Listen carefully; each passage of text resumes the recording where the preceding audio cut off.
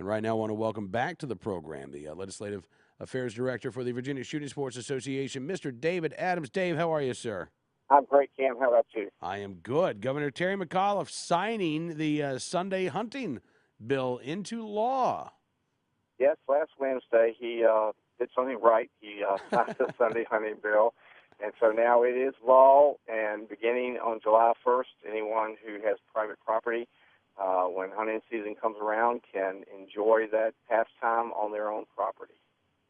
This is very, very good news. Dave, it's interesting because the gun control activists touted the election of Governor McAuliffe as saying, "Oh, see, this was a sign. The Virginia voters they're tired of all of these pro-gun laws." We did not have, correct me if I'm wrong, we did not have a gun control bill get to Governor McAuliffe's desk this year.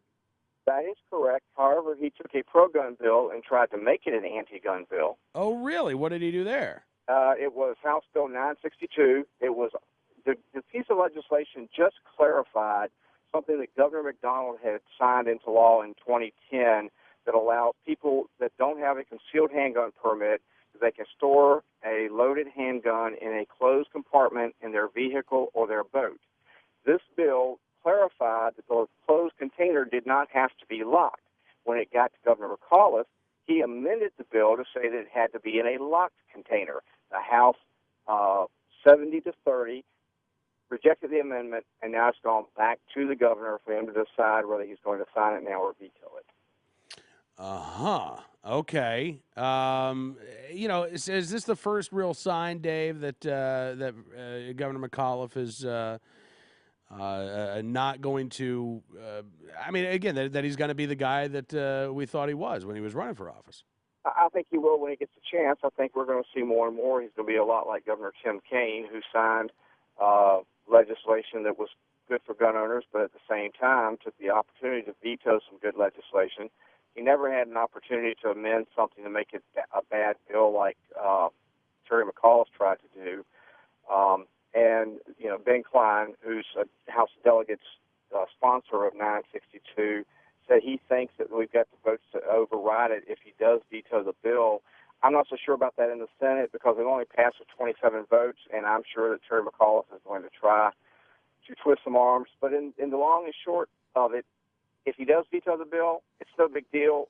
The reason the bill was put in anyway was because there's a couple of localities out there who apparently their law enforcement officers don't know the law, and so they would, write a ticket or arrest someone for having a concealed handgun in their vehicle and didn't have a permit.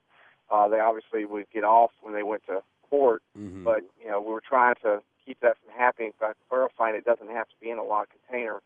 If he vetoes the bill, the law will stay as it is. It's already allowable. We were just trying to clarify it. We'll see what happens.